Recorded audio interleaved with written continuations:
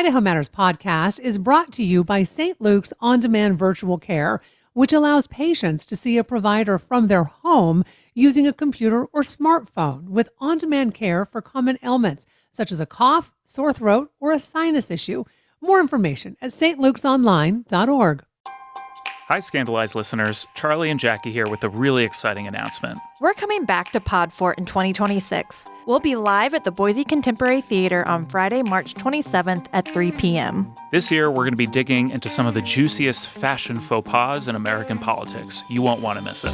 We'd love to see our amazing listeners, so bring your friends and come talk scandals with us. And best of all, it's free. That's Friday, March 27th at 3 p.m. from the Boise Contemporary Theater. See you then. More Idaho Matters now from the studios of Boise State Public Radio News. I'm Gemma Gaudette, and joining me now is Samantha Wright, our senior producer here on Idaho Matters. Hi, Sam. Hi, Gemma. It's been a rough week. Yeah, I mean, Sam, it really has. A lot has happened behind the scenes, and I know that we wanted to take some time to share with everybody the passing of one of our dear colleagues and friends here at Idaho Matters. Norm Gunning passed away on Wednesday. So a lot of you might be wondering, well, who's Norm? Well, Norm was volunteering at Boise State Public Radio News. He had a vast journalism legacy.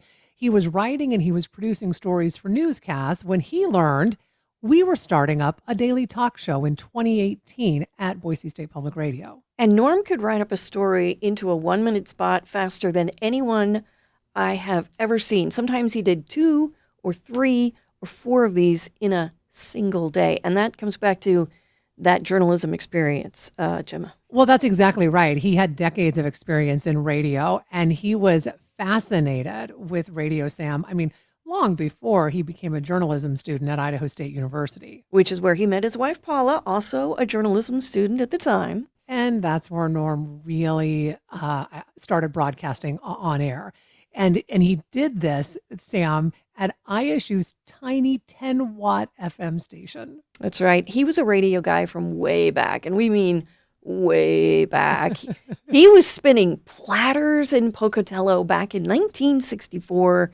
He reported on sports in the 70s on KBOI. He went to work in both TV and radio everywhere, from Boise to Idaho Falls to Portland, Seattle, Pocatello. I mean, Sam, he did it all. And I have to say, when I met Norm, what was great is because I'd worked in Idaho Falls and I grew up where we got both Portland and Seattle radio and television. Oh, nice. And because this industry is so small, there were so many people we knew in common, right? Like these legends that I had grown up watching and listening to, Norm knew, like in person.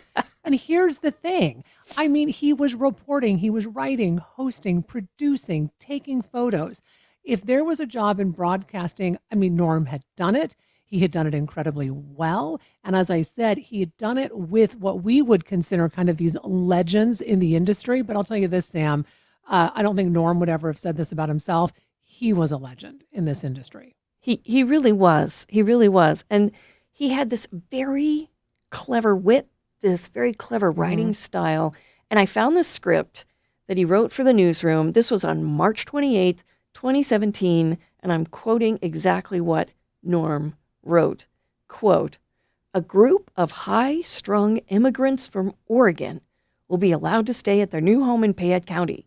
The newcomers are pronghorn antelope that crossed the frozen Snake River in January." High-strung immigrants. Okay, he could turn a phrase, and he was just so much fun. And, you know, as we got ready to launch Idaho Matters, Norm started helping out on the program more and more.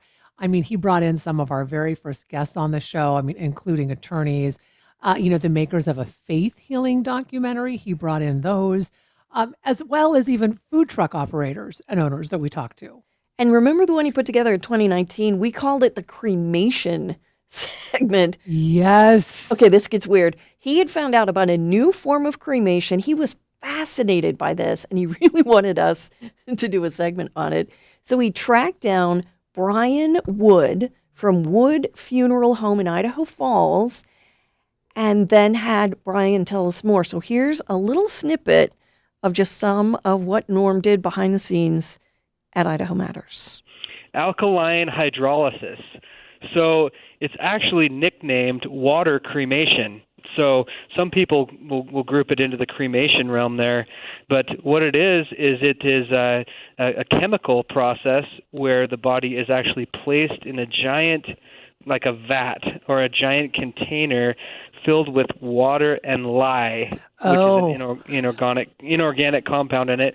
It breaks down the remains through the chemical rather than through flame. So that's why they call it water cremation. And in fact, it is only legal in 16 states.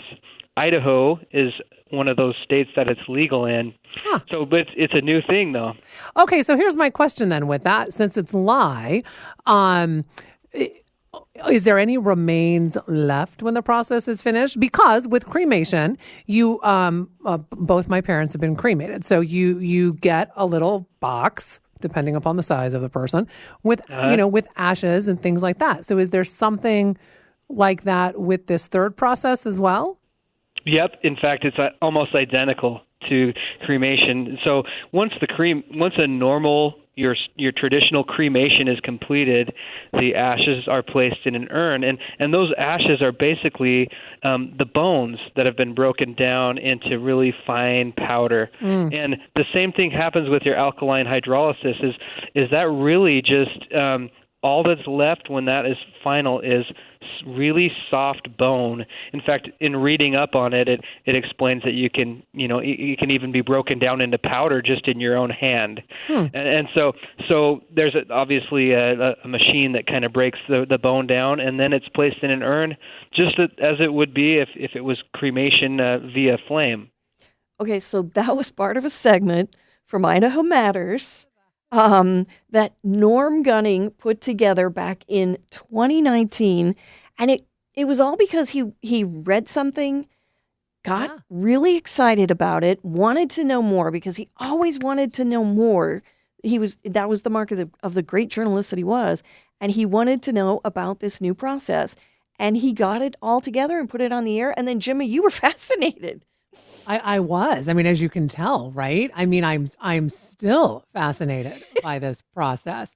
But Sam, let's talk about other things because that's just a brief snippet of the stories that he brought to us. Let's talk about another one. Okay, when he wasn't producing whole segments for Idaho Matters, he was always sending us story ideas. We would always open up almost every day our email, and there was Norm. Oh my gosh. What about this? Yes. What about this story? We should do this story. What about that? We should do that story. He found out I was planning a trip to Weiser to cover their preparations for the 2017 solar eclipse, and Norm tracked me down, gave me a ton of people to talk to all around the town that he knew, set me up with some interviews, and he insisted that I drop by Weiser's candy store, which I'd never been to, so I did, and I got to talk to Patrick Nauman, the owner of Weiser Classic Candy, about the work he was doing to prepare for the eclipse.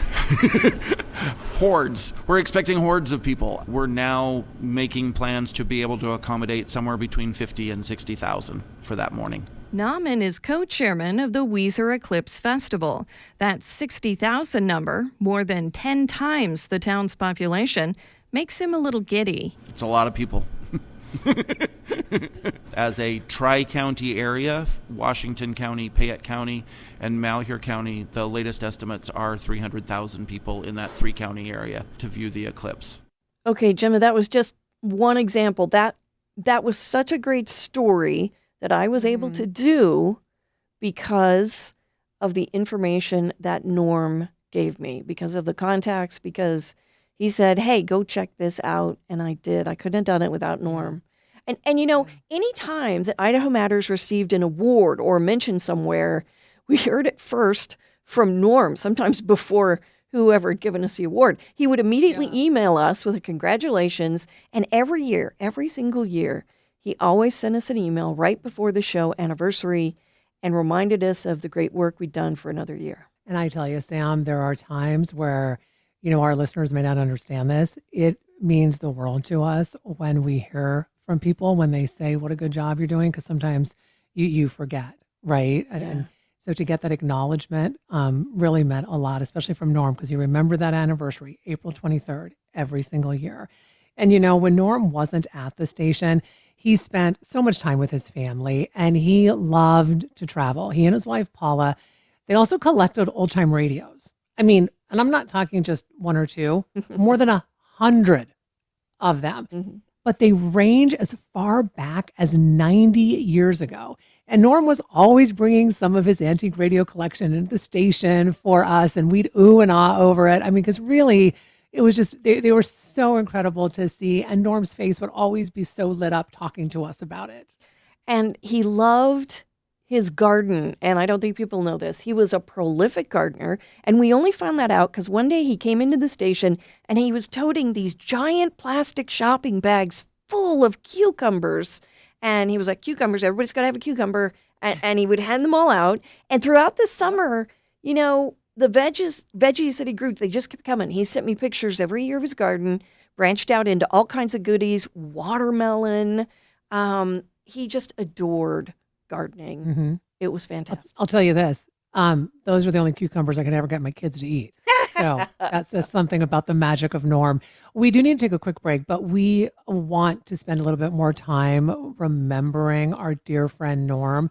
And here was a connection that Norm had that I love to talk to him about. And that was the connection to the eruption of Mount St. Helens. And Sam, we wanted to bring this interview that we did with Norm back in 2020 because Norm was an assignment manager at Coin Television Portland back on Sunday, May 18th, 1980. And if folks think, why is that date ringing a bell? That's when Mount St. Helens in Washington State erupted. Now, the volcanic blast and its after effects unfortunately killed 57 people. It caused millions of dollars of damage. I mean, it sent ash and sulfuric acid into Idaho, Oregon, Washington. I mean, there was ash found all the way in Europe from the eruption. Amazing. And Norm was there. I mean, he was covering the disaster along with several colleagues all around the Northwest. And we talked with Norm about this on the 40th anniversary of the eruption. And I'm pretty sure Norm and I probably talk about this, Sam, but I have to tell you, I was a little kid living in Chehalis, Washington, the day Mount St. Helens erupted. And it is one of the most vivid memories I have of my childhood. So we wanted to bring this interview to you right now. Some incredible news from eastern Washington. It is as dark as night over there, northeast of the erupting Mount St. Helens. Reports from the scene indicate it's still pitch dark outside, and residents are warned to stay inside. That's from Coin TV in Portland, one of the news outlets that covered the event. Mark Utting is a retired geologist living in Boise, and he was hiking 40 miles north of Mount St. Helens that day in 1980. But just 10 days before, he was working on the mountain with his friend Dave Johnston, the USGS geologist who was killed in that eruption. Here's his story. So as we were climbing, I heard this sound like really deep thunder. And I thought, wow, could this be an eruption? Because it was lower in frequency and much more continuous than just thunder coming in a thunderstorm. We got up to the summit, and we could see the sun was turning this really strange golden color. And we were looking down in the valleys, and it looked like there was sort of steam coming up. And the mountain itself had huge thunderheads billowing up above it and continuous bolts of lightning coming down all around. And I thought, well, maybe it is just a thunderstorm and not an eruption. And then it started to rain, and I was feeling a bit disappointed, thinking maybe it was, in fact, just a thunderstorm. But I realized that it was pumice and ash coming down and not water. Realized it was an eruption. So we hurried on down, made protective masks with bandanas to try not breathe in the ash. We got down to Longmar, and it was quite dark by then, and ash was falling, fine ash. It was dark, like being in a snowstorm in the winter with a few street lights to sort of give you something to see, but it was pretty hard. And it was only later when I realized that Dave had been killed and made the famous warning, Vancouver, this is it. The last things that he said. And being a young man, it was the first time a close friend of mine had been killed. And so it was really quite traumatic. And when I went back later to set more photogrammetry markers after the eruption, it made me realize a sense of mortality I'd never felt before. And every year when St. Helens Day comes along, I think of Dave and I think of the eruption. And here to tell us about his experience on that historic day is Norm Gunning, former assignment manager at Coin TV in Portland. You might recognize his voice from his time as a volunteer here at Boise State Public Radio. He's also joined by his former colleagues, Carol Thomas Kuhn, who was a photographer on that day, and Bill Diaz, a reporter. Thank you all for being on Idaho Matters. Hello, Gemma. It's good to not Hello. see you. I know, right? Hey, Norm, I want to start with you. Was it clear that day that you were covering something, historic, or was it just another news day? Well, it wasn't just another news day. It was, Mount St. Helens had been on our docket since late March. We've been covering the smaller eruptions. But nobody really expected the big, huge, massive event that happened. I got a call about 10 to 12 minutes after 8:32 from the Sunday producer in the newsroom at KOIN. And he said, this is a big event at the mountain. And it became very clear quickly that it was a big eruption. So I got into work, drove really fast on a Sunday morning, no traffic, not a big problem. And we worked to notify everyone and basically get our crews together and get them out the door. I once worked for a news director who would call this an all skate because we had everybody at the station, all the news folks, even the sales folks and other people heading out the door and coming in to help us.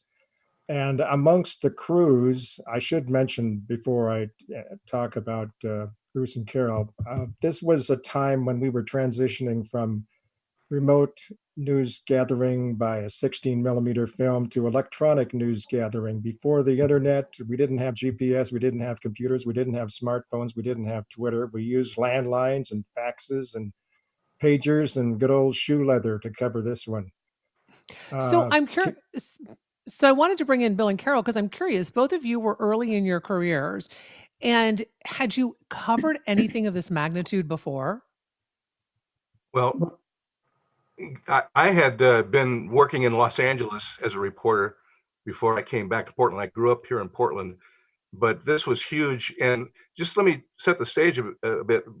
Norm said how we had been covering it for weeks. Well, he assigned us together as a team, Bruce Collins, Carol Thomas, and myself. So we were up there for weeks leading up to the big one on May 18th. And, we had learned a lot of the back roads and the logging roads belonging to Weyerhaeuser and knew our way around the area pretty well. So when the actual eruption occurred, we were able to make our way deep into the red zone. But as we got into it, it was clear that we had never covered anything this major in our lives. Go ahead, Carol. I would totally agree. It was definitely the most incredible experience I had ever had in my, I was 26. I had been at the station for 2 years. And I guess I would say it was the most amazing experience I'd ever had as a photojournalist. And it still remains the number one story I ever worked on. Well, and I think tell them about the mudslide, guys. Well, let me say this. It was a crazy day. I was scheduled to work that day, and I was on my way in at 8:32 when ABC Radio announced this huge, massive eruption. So as I got into the parking lot, they gave me a choice. They said, Bill, you can fly the helicopter up there, or you can wait till Carol and Bruce get in and ride in the van and see how deep in you can get. So I chose the van because we'd been scoping it out for weeks. And as we drove through the area, as we drove into the area, there had been so much flooding that many of the roads that we usually use to get in were washed out. So we were zigzagging all day long, trying to get deep into the red zone.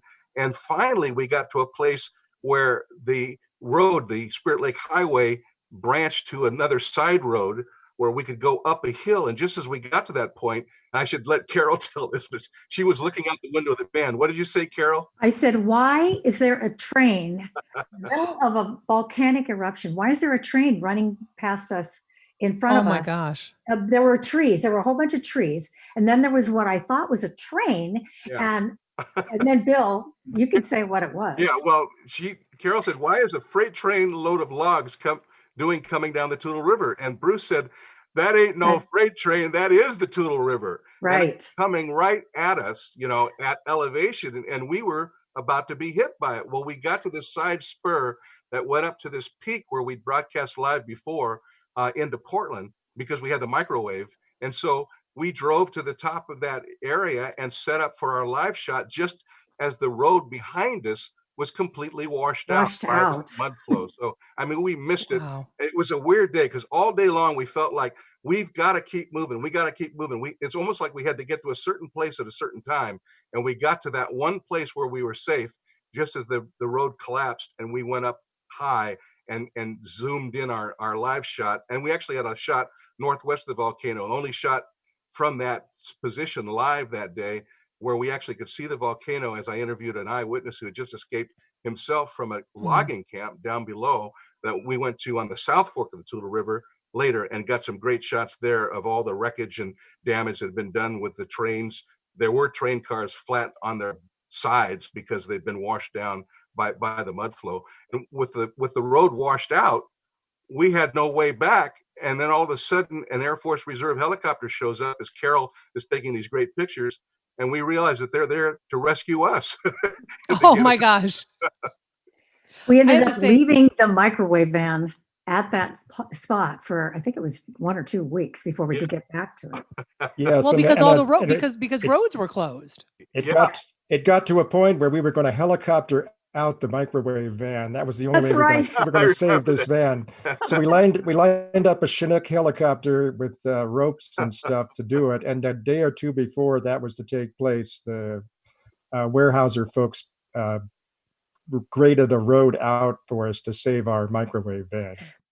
That was our interview about the 40th anniversary of the Mount St. Helens eruption with Carol Thomas Kuhn, Bill Diaz, and our colleague Norm Gunning, who passed away on Wednesday. Sam, Norm will be so dearly missed. We were so happy that he had finally, moved on from volunteering in regards to being able to really focus on that time with his family. Because, he was a volunteer that didn't give maybe 5 or 10 hours. He would sometimes be at the station 30 hours a week. And we have missed seeing his face, and we will continue to miss him. And all of our thoughts and condolences go out to Paula and all of his family. Yeah. And Norm, now he's broadcasting in the big beyond. So he is. Yeah, we'll miss you. Yeah, we're going to miss you, Norm. I want to thank all of you for joining us today. Thank you for allowing us this time to remember our dear friend Norm. He really was magical. Thanks so much for listening to this episode of Idaho Matters. And for quick news of the day, start your mornings with our podcast. It's called The Connector, Idaho Daily News. Find this and other Boise State Public Radio podcasts on Apple Podcasts, Spotify, or wherever you're listening right now.